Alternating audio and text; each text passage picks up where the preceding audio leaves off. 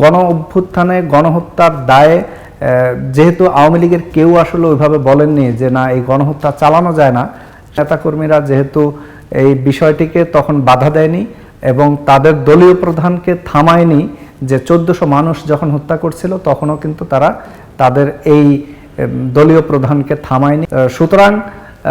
এটা নিষিদ্ধ কার্যক্রম, নিষিদ্ধ থাকা এটা দলগতভাবে যেহেতু কেউ বলেনি সেটা নিষিদ্ধ থাকতেই পারে। তবে বিষয় হচ্ছে যে আসলে কার্যক্রম নিষিদ্ধ করে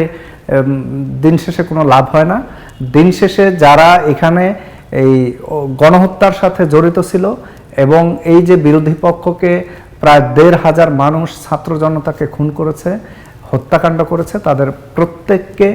বিচারের আওতায় এনে এবং দলগতভাবে যদি আওয়ামী লীগ এই